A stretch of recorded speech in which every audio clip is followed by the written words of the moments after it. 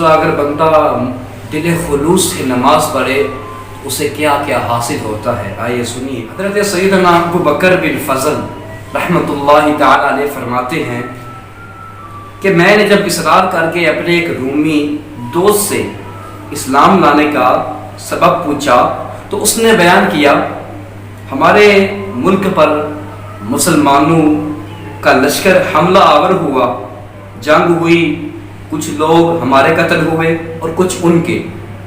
میں نے اکیلے 10 مسلمانوں کو قیدی بنا لیا۔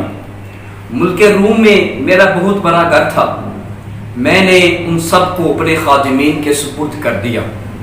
انہوں نے ان کو بیڑیوں میں جکر کر خچروں پر سامان لادنے کا کام اس پر لگا دیا۔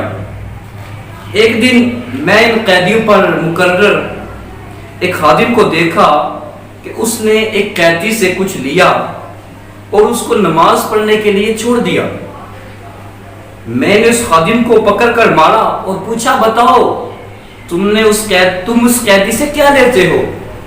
تو اس نے بتایا یہ ہر نماز کے وقت مجھے 1 دینار یعنی سونے کا سکہ دیتا ہے۔ میں نے پوچھا کیا اس کے پاس دینار ہے؟ اس نے بتایا نہیں، مگر جب یہ نماز سے فارغ ہوتا ہے تو اپنا ہاتھ زمین پر مارتا ہے اور اس سے 1 دینار نکال کر مجھے دے دیتا ہے۔ خادم کا بیان سن کر مجھے شوق ہوا کہ میں اس کی حقیقت، اس کا راز جانوں۔ لہذا جب دوسرا دن ہوا تو میں اس خادم کے کپڑے، اس کا یونیفارم پہن کر اس کی جگہ کھڑا ہو گیا۔ جب ظہر کا وقت ہوا تو اس نے مجھے اشارہ کیا کہ مجھے نماز پڑھنے دو، میں تجھے 1 دینار دوں گا۔ میں نے کہا میں 2 دینار سے کم نہیں لوں گا۔ اس نے کہا ٹھیک ہے۔ میں نے اسے کھول دیا، اس نے نماز پڑھی۔ جب فارغ ہوا تو میں نے دیکھا اس نے اپنا ہاتھ زمین پر مارا اور زمین سے 2 دینار نکال کر مجھے دے دیے۔ جب عصر کا وقت ہوا تو اس نے مجھے پہلی مرتبہ کی طرح اشارہ کیا۔ میں نے اسے اشارہ کیا میں 2 نہیں، اب کی بار 5 دینار سے کم نہیں لوں گا۔ وہ مان گیا۔ پھر جب مغرب کا وقت ہوا تو حسب معمول مجھے اشارہ کیا تو میں نے کہا میں 10 دینار سے کم نہیں لوں گا۔ اس نے میری بات مان لی اور جب نماز سے فارغ ہوا تو زمین سے 10 دینار نکال کر مجھے دے دیے۔ اور پھر عشاء کی نماز کا وقت ہوا تو حسب عادت اس نے مجھے اشارہ کیا۔ میں نے کہا میں اب کی بار 20 دینار سے کم نہیں لوں گا۔ پھر بھی اس نے میری بات تسلیم کر لی اور نماز سے فلاغت پا کر اس نے زمین سے 20 دینار نکالے اور مجھے تھما کر کہنے لگا جو مانگنا ہے مانگو، میرا مولا بہت غنی و کریم ہے، میں اس سے جو مانگوں گا وہ عطا کرے گا۔ اس کا یہ معاملہ دیکھ کر مجھے یقین ہو گیا کہ یہ کوئی نیک بندہ ہے، یہ کوئی ولی اللہ ہے۔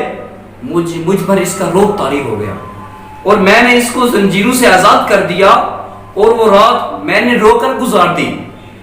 جب صبح ہوئی تو میں نے اسے بلا کر اس کی تعظیم و تکریم کی، اسے اپنا پسندیدہ نیا لباس پہنایا اور اختیار دیا وہ چاہے تو ہمارے شہر میں عزت والے مکان یا محل میں رہے اور چاہے تو اپنے شہر چلا جائے۔ اس نے اپنے شہر جانا پسند کیا۔ میں نے ایک خچر منگوایا اور زادِ راہ یعنی رستے کے اخراجات دے کر اسے خچر پر سوار کر دیا۔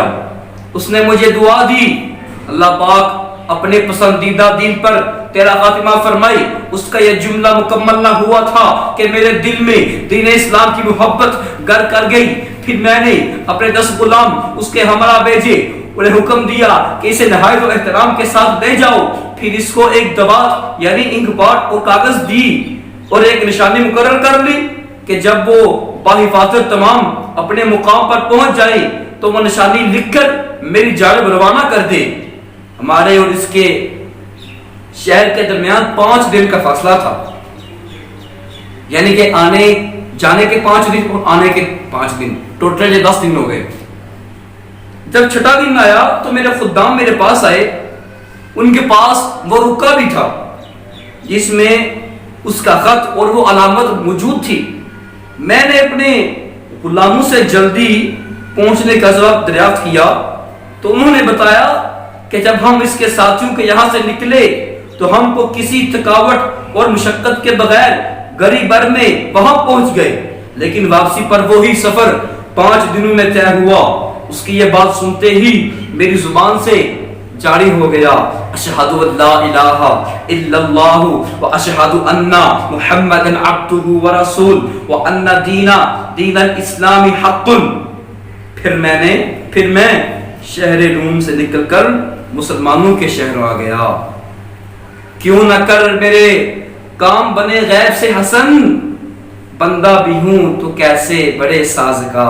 صلو علی الحبیب صلی اللہ تعالی علی محمد صلی اللہ تعالی علیہ وسلم۔ تو ایسے یہ بات معلوم ہوئی کہ اگر بندہ مخلص دل سے نماز پڑھے اور نماز کے بعد اپنے رب سے دل خلوص سے، دل کی اچھی نیت سے اگر رب سے کوئی چیز مانگے تو رب وہ چیز اسے زمین سے بھی عطا کر دیتا ہے۔